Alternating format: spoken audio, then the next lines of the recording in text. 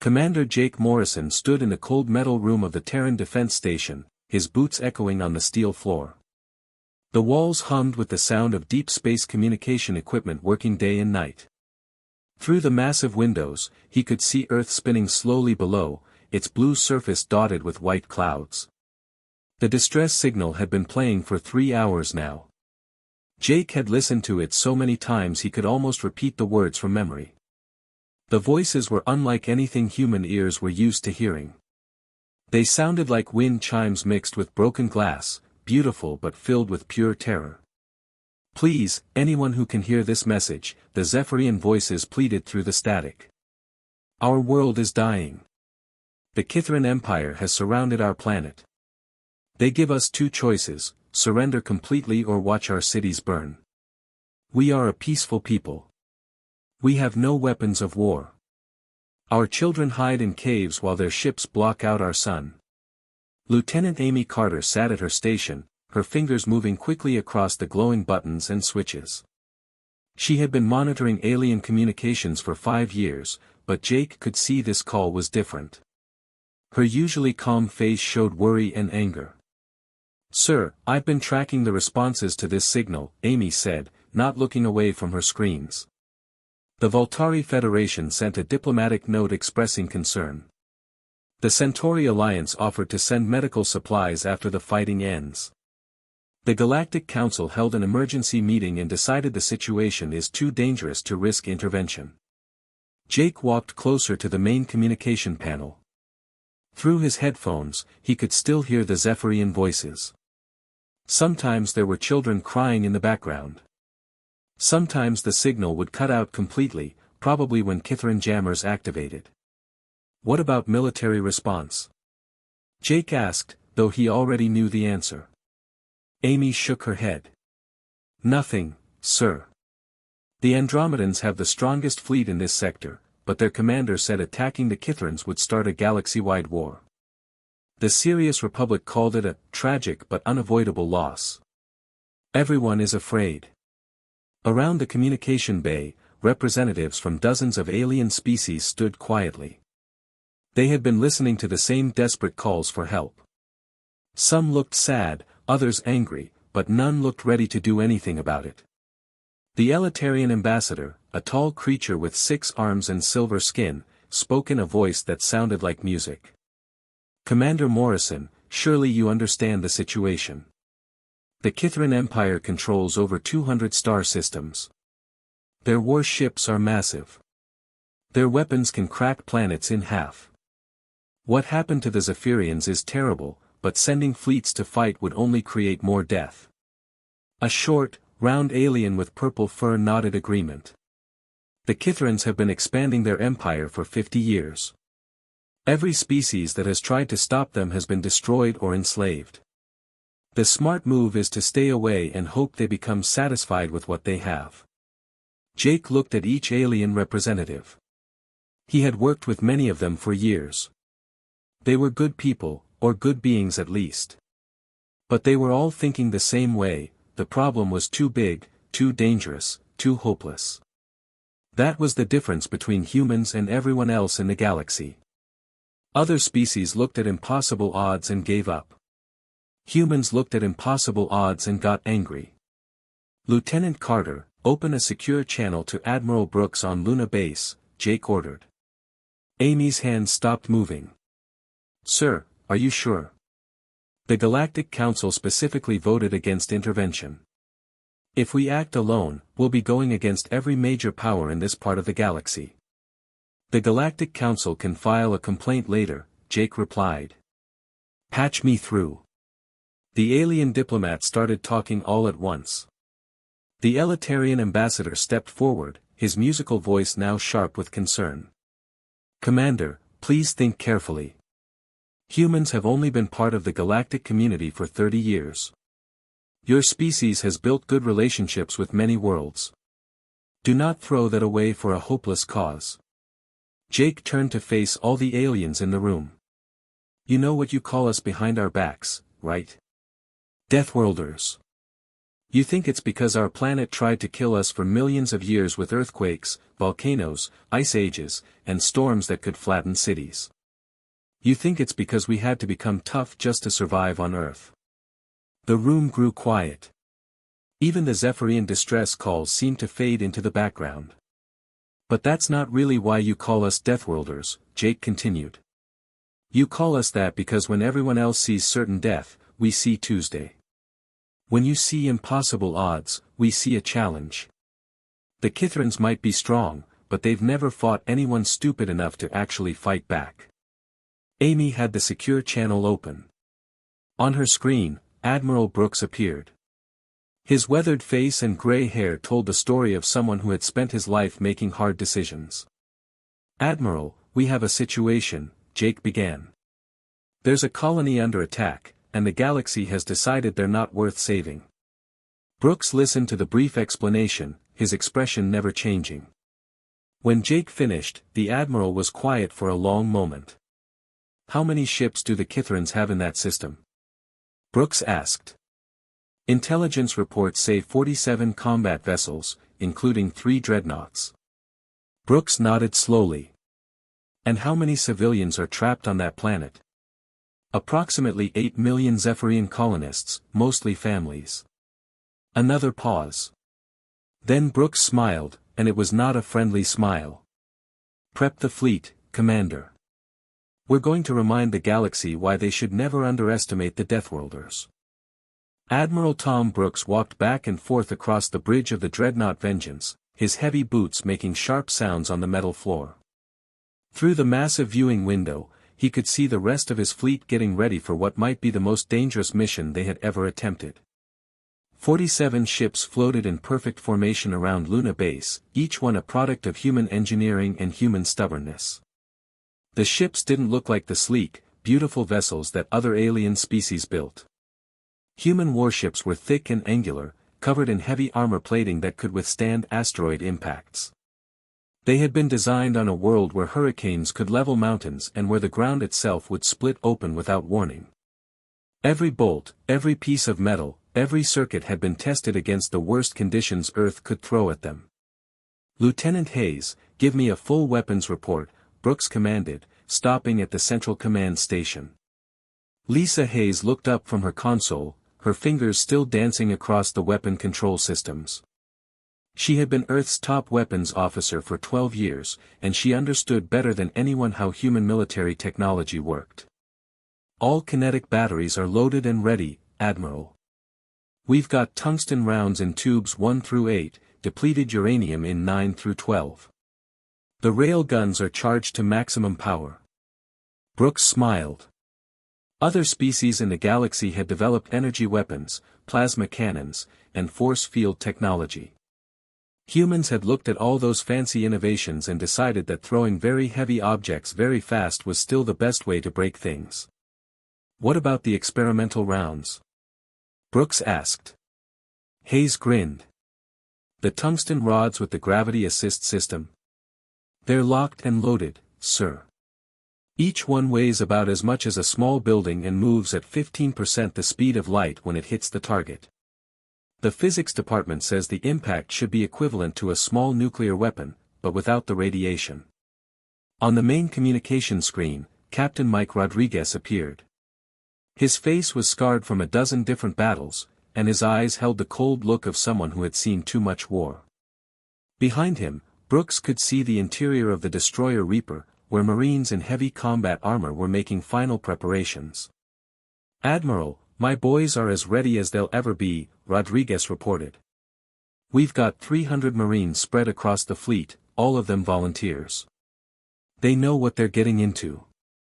Brooks nodded. He had served with Rodriguez for 20 years, and he knew that when the captain said his Marines were ready, it meant they were prepared to walk into hell itself if necessary. What's the enemy situation looking like, Captain? Brooks asked. Rodriguez pulled up a tactical display. Intelligence reports 47 Kithran vessels blockading the planet. 3 dreadnoughts, 12 heavy cruisers, 20 destroyers, and 12 support ships. Their technology is advanced, but their tactics are predictable. They rely on superior firepower and intimidation. And their weaknesses? They've never fought anyone who actually fought back, sir.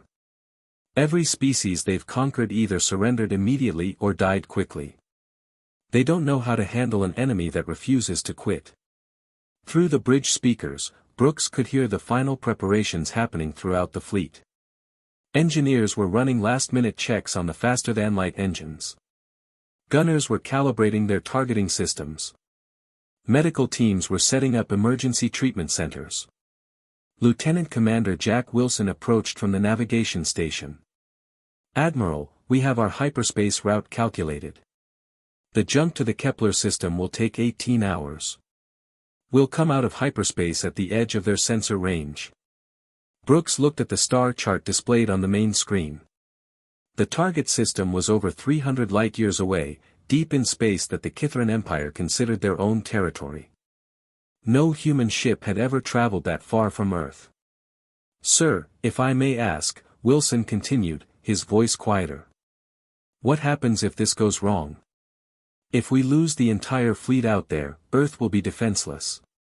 Brooks was quiet for a long moment. It was a fair question, and one that had been keeping him awake for the past 3 days. Earth's entire deep space fleet was preparing to jump into enemy territory to save people they had never met. "Lieutenant Commander, do you know why other species call us Deathworlders?" Brooks asked. Wilson shrugged. "Because Earth is a dangerous planet, sir. High gravity, violent weather, unstable geology. That's part of it," Brooks agreed. "But the real reason is simpler. Every other intelligent species in the galaxy evolved on worlds that were basically paradise. Stable weather, gentle gravity, plenty of food and water. They never had to fight for anything." Brooks walked to the viewing window and looked out at his fleet. Each ship represented thousands of hours of human labor, human creativity, and human determination to never give up. Humans spent millions of years fighting ice ages, volcanic eruptions, earthquakes, and storms that could sink continents. We learned that when something tries to kill you, you don't run away. You find a way to kill it first. The bridge crew listened quietly. Many of them had heard similar speeches before, but Brooks' words still carried weight. The Kithrans think they're the strongest predators in the galaxy because no one has ever really fought them. They're about to learn what happens when they threaten innocence while Deathworlders are watching. Hayes looked up from her weapons console. "Admiral, all ships report ready for hyperspace jump." Brooks returned to his command chair and strapped himself in. Around him, the bridge crew did the same. In a few seconds, they would disappear from Earth's solar system and reappear in enemy space, where they would either save 8 million innocent lives or die trying. "All ships, this is Admiral Brooks," he announced over the fleet communication system. "Execute hyperspace jump in 3, 2, 1, mark." The stars outside stretched into lines of light, and the human fleet vanished into the darkness between worlds. The human fleet materialized at the edge of the Kepler system like ghosts stepping out of the void. One moment there was empty space, and the next moment 47 human warships hung in the darkness, their black holes barely visible against the star field. No lights, no signals, no announcements. They simply appeared and waited.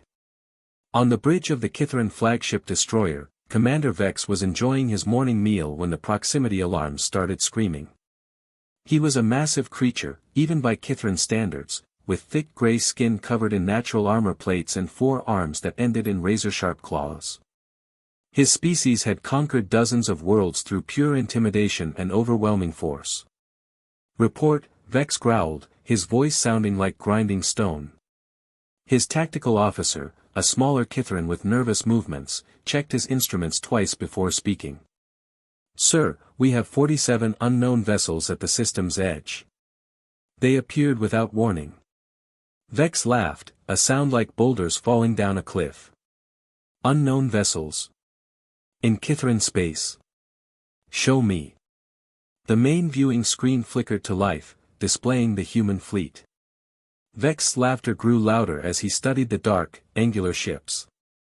They looked primitive compared to the sleek Kithran vessels with their energy shields and plasma weapons. Deathworlders, he sneered to his bridge crew. I recognize those ugly ships. The humans finally decided to play soldier. This will be entertaining. Around the bridge, other Kithran officers joined in their commander's amusement. They had heard stories about the violent planet called Earth and its strange inhabitants, but no one took the rumors seriously. How dangerous could creatures be from such a backwater world? Sir, they're requesting communication, reported the communications officer. Put them through, Vex said, still chuckling. Let's hear what the primitives have to say. The screen changed to show Admiral Brooks standing on the bridge of the Vengeance. The human looked small and fragile compared to the massive Kithrans, but his eyes held a cold determination that made even Vex pause for a moment. This is Admiral Brooks of the Terran Defense Fleet, the human said in a calm, steady voice. We've received a distress call from the Zephyrian colonists on Kepler 442b. We're here to evacuate them. Allow us passage to the planet, and there won't be any trouble. Vex's amusement returned full force. The tiny human was actually trying to give orders to the Kithran Empire. You dare come into our territory and make demands, he roared. We are the Kithran Empire. We have conquered 50 star systems. Your pathetic little fleet is outnumbered and outgunned. Brooks nodded slightly. I can see that. You have 47 ships, same as us. Your vessels are larger, and your weapons look impressive. But you're missing something important. And what might that be, little human? Experience fighting someone who fights back. Vex's claws extended in anger. You threaten the Kithran Empire?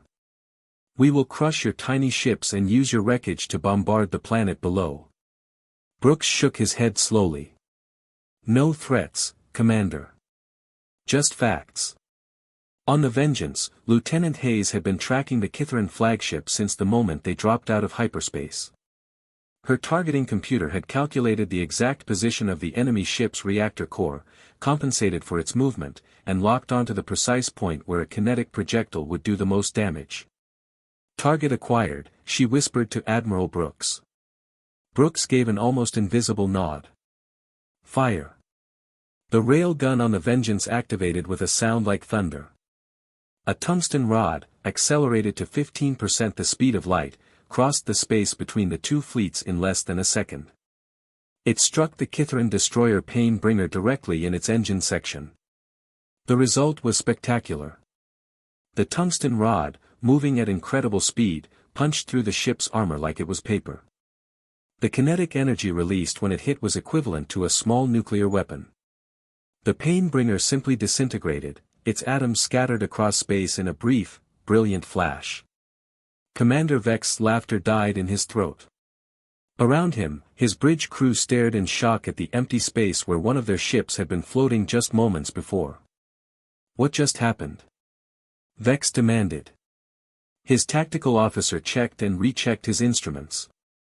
Sir, the Painbringer is gone. Completely destroyed. I'm reading no life signs, no wreckage large enough to identify. Impossible. What kind of weapon could do that? On the human fleet, Admiral Brooks opened the communication channel again. His expression hadn't changed at all. Commander Vex, you now have 46 ships. We still have 47. Mathematics suggests you should reconsider your position. Vex's forearms shook with rage. You destroyed an entire ship. Hundreds of warriors. And I'll destroy 45 more if you don't move aside, Brooks replied matter-of-factly. The Zephyrian civilians are under our protection now. You can leave peacefully, or you can join the Painbringer. Throughout the Kithran fleet, ship commanders were frantically checking their sensors and weapons systems. They had never seen anything like the weapon that had just vaporized their sister ship. Their energy shields, designed to stop plasma bolts and particle beams, would be useless against solid objects moving at such incredible speeds. Sir, whispered Vex's tactical officer, our shields can't stop kinetic weapons at those velocities. If they can fire that weapon again. Silence. Vex roared. But privately, he was beginning to understand why other species called humans Deathworlders. It wasn't just because their planet was dangerous. It was because they had learned to make everything else dangerous too. On the Vengeance, Lieutenant Hayes was already targeting the next Kithran ship. Ready to fire again, Admiral. Brooks studied the enemy fleet on his tactical display. They were beginning to spread out, trying to make themselves harder targets. It was a smart move, but it wouldn't save them. Commander Vex, Brooks said over the open channel, you have 30 seconds to begin withdrawing your fleet from this system. If you're still here in 31 seconds, I'm going to start removing ships until you change your mind. The Kithran commander's face twisted with fury and fear. No one had ever spoken to the Kithran Empire like this. No one had ever made demands backed up with such devastating force. But as he looked at the empty space where the Pain-Bringer had been, Vex began to realize that humans weren't like the other species his empire had conquered. They weren't going to surrender, and they weren't going to run away. They were going to fight, and they were very, very good at it. Captain Rodriguez and his Marines floated through the twisted metal remains of what had been the Kithran heavy cruiser Death Seeker just minutes before. The ship's hull had been cracked open like an egg by a tungsten rod traveling at impossible speeds, leaving jagged edges of steel and exposed wiring sparking in the vacuum of space. Rodriguez moved through the wreckage with the easy confidence of someone who had spent his entire life dealing with dangerous situations. Behind him, 30 Marines in powered armor followed in perfect formation. Their movements were smooth and controlled, like a pack of wolves hunting together. Watch your radiation levels, Rodriguez said into his helmet communicator. These alien ships leak energy all over the place when they're damaged. The Marines barely acknowledged the warning. The radiation levels that were slowly killing the surviving Kithran crew members were nothing compared to what humans dealt with on Earth. Solar radiation, cosmic rays, and the natural background radiation from their home planet had made human bodies surprisingly resistant to energy that would cripple most alien species. As they moved deeper into the ship, Rodriguez could hear the Kithran survivors trying to set up defensive positions. The aliens were tough fighters, but they had never faced an enemy that could operate effectively in a damaged, irradiated spacecraft. Contact front, reported Corporal Beth Wilson over the radio. 6 Kithrans behind makeshift barriers, approximately 30 meters ahead. Rodriguez smiled inside his helmet. Standard approach. Jenkins, take your team left. Martinez, go right. I'll go straight down the middle. The Marines moved like they had done this 1,000 times before, which they had. Human military doctrine was built around the idea that if something was worth fighting for, it was worth overwhelming completely. No fair fights, no honorable duels, just efficient application of superior firepower and tactics. The Kithran defenders opened fire with their energy weapons, filling the corridor with bright plasma bolts. The shots that hit the human armor were absorbed by energy shields and heat dispersal systems designed to handle much worse punishment. Rodriguez's team responded with kinetic weapons that punched through the aliens' improvised cover like it was made of paper. The battle lasted less than 2 minutes. Bridge secured, Rodriguez reported to Admiral Brooks. Minimal resistance. These aliens aren't used to fighting in damaged ships. Back on the Vengeance, Lieutenant Hayes was coordinating attacks across the entire battlefield while something unexpected played over all communication frequencies. The opening notes of Beethoven's Ninth Symphony filled the space between the warring fleets, creating an eerie soundtrack to the destruction. Lieutenant, explain the music, demanded Kithran Commander Vex over an open channel. Hayes smiled as she targeted another enemy ship. Psychological warfare, Commander.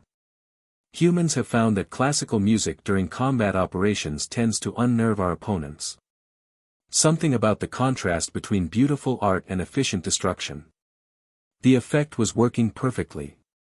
Kithran ship commanders were making mistakes, distracted by the strange combination of elegant music and devastating attacks. Their formation was falling apart as individual captains tried to avoid the human kinetic weapons that seemed to come from impossible angles. Sir, the enemy is attempting a flanking maneuver, reported Tactical Officer Gary Thompson. 12 ships are trying to circle around to attack our rear. Admiral Brooks watched the tactical display without concern. Let them try. Execute Maneuver Delta 7. What happened next would have been impossible for ships built by any other species. The human fleet suddenly scattered in 12 different directions, each ship accelerating and turning in ways that should have torn them apart. But human vessels were built to survive Earth's hurricanes and earthquake-strength turbulence. The G-forces that would have crushed alien crews were just another Tuesday for humans. The Kithran flanking force found themselves attacking empty space while human ships appeared behind them, above them, and below them simultaneously. The tungsten rod started flying again. "How are they moving like that?" screamed a Kithran ship captain over the radio.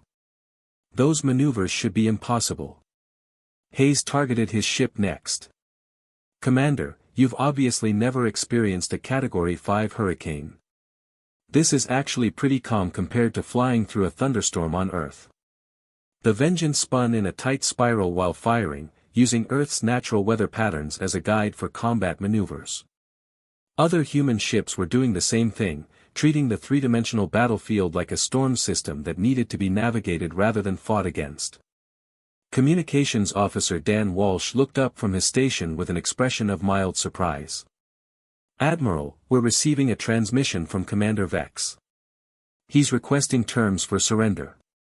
Brooks didn't even pause to consider the offer. His voice was cold and final when he responded. "Too late for that, Commander.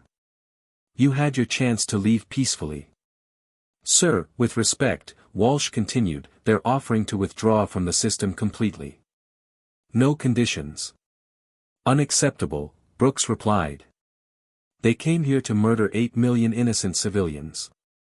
They threatened to use our wreckage to bombard the planet. Now they want to negotiate because they're losing." On the tactical display, the battle was clearly turning in humanity's favor. What had started as a fairly even engagement was becoming a systematic dismantling of the Kithran fleet. Human ships moved like schools of fish, coordinating their attacks with a precision that seemed almost supernatural. Hayes fired another tungsten rod, and another Kithran ship disappeared in a flash of released energy. "Admiral, at this rate, the enemy fleet will be completely destroyed in approximately 14 minutes. "Good," Brooks said simply. "Continue the attack." Throughout the human fleet, similar scenes were playing out. Captain Rodriguez had secured 3 more enemy ships with his Marines, while other boarding parties were doing the same across the battlefield. The Kithrans were learning what it meant to fight an enemy that had spent millions of years adapting to survive on a planet that was actively trying to kill them. The classical music continued to play on all frequencies, a bizarre contrast to the methodical destruction taking place.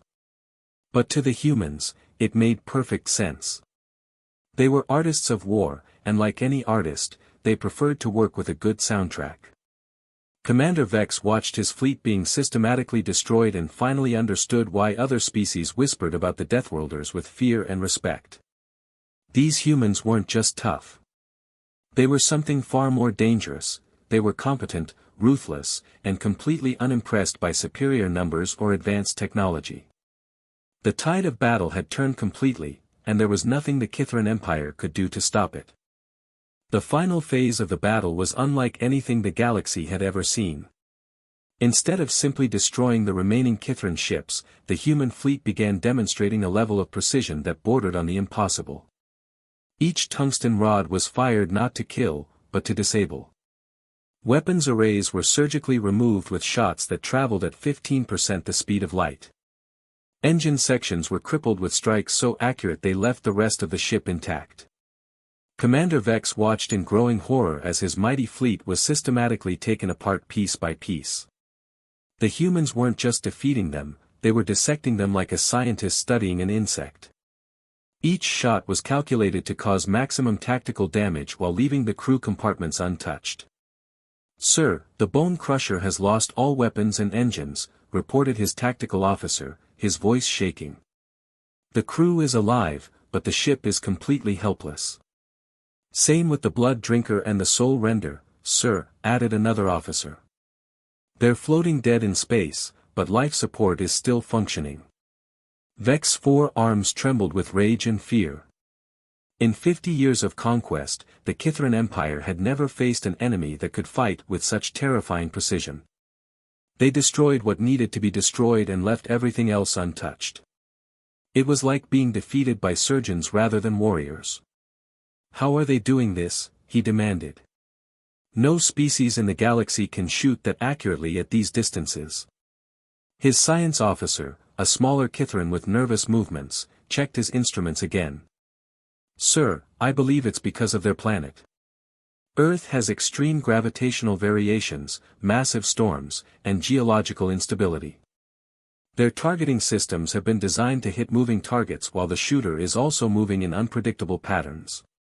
The explanation made horrible sense. While other species had developed their military technology on stable, peaceful worlds, humans had been forced to create weapons that could work during earthquakes, hurricanes, and volcanic eruptions. What seemed impossible to everyone else was just another day at the office for Earth's children. On the bridge of his flagship destroyer, Vex made his final mistake. Instead of surrendering, he decided to ram his ship directly into the human dreadnought Vengeance. If he was going to die, he would take some of the Deathworlders with him. Captain Rodriguez saw the attack coming from 3 ships away. Admiral, the enemy flagship is on a collision course with your position. Admiral Brooks didn't even look concerned. Lieutenant Hayes, disable their engines. Standard precision shot. The tungsten rod hit the destroyer's engine room with mathematical perfection. The explosion was contained entirely within the engine section, leaving the command bridge intact but stopping the ship's forward momentum completely. Boarding party away, Rodriguez announced, leading his Marines through the vacuum toward the crippled flagship. The fight for the destroyer's bridge was brief and one-sided. Kithran warriors were large and strong, but they had never fought in the damaged, radiation-soaked environment of their own ship. The Marines moved through the twisted corridors like they were taking a casual walk. Commander Vex made his last stand in his command center, surrounded by the bodies of his bridge crew. When Rodriguez's team finally reached him, the massive alien was still trying to activate his ship's self-destruct system. You cannot have one, Vex gasped as the human Marines restrained him with electronic bonds. We are the Kithran Empire. We have conquered dozens of worlds. We are the strongest warriors in the galaxy. Rodriguez pulled off his helmet, revealing a scarred face that had seen too many battles.